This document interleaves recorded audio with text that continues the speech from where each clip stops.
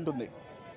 Yes మరొక breaking చూస్తున్నాం మనము. ఈ అరెస్ట్కి సంబంధించి రాజా సింగ్ కూడా రెస్పాండ్ అయ్యారు. రాజా సింగ్ రెస్పాండ్ అవుతూ దీనికి సంబంధించి ఒక ట్వీట్ చేశారు. The tragic stampede incident is glaring failure of the police department, not the fault of national award winning star Allu Arjun, who has brought the immense pride to Telugu state with his accolades and achievements అంటూ ఒక post చేశారు. ఆ post ప్రకారం ఏదైతే సంఘటన జరిగిందో దానికి బాధ్యులుగా రాష్ట్ర ప్రభుత్వాన్ని మనం నిందించాలి, కానీ ఆ ఎవరైతే నేషనల్ అవార్డు విన్నింగ్ స్టార్ ఎవరైతే ఉన్నారో ఆయన్ని నిందించాల్సిన అవసరం లేదంటూ తను చెప్పిన పరిస్థితి మనకు కనిపిస్తుంది.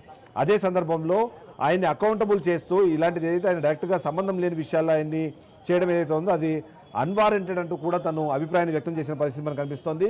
అది ఆ సిస్టమాటిక్ ఇష్యూస్లో ఉన్న ల్యాబ్సెస్ని, క్రౌడ్ మేనేజ్మెంట్లో జరిగిన తప్పుల్ని కాస్త ఒక టార్గెట్ చేస్తూ ఒక సెలబ్రిటీని, ఇలా ఐకాన్ని రిఫ్లెక్ట్ చేసే వాళ్ళని ఎవరైతే అరెస్ట్ చేశారో దాన్ని అడ్మినిస్ట్రేషన్ చాలా పూర్గా ఉందన్నట్టుగా తను అభిప్రాయపడ్డట్టుగా మనకు తెలుస్తుంది. ఇక కాంగ్రెస్ గవర్నమెంట్ ఇలాంటి introspect and ensure accountability lies when it truly belongs with those responsible for the maintaining public safety.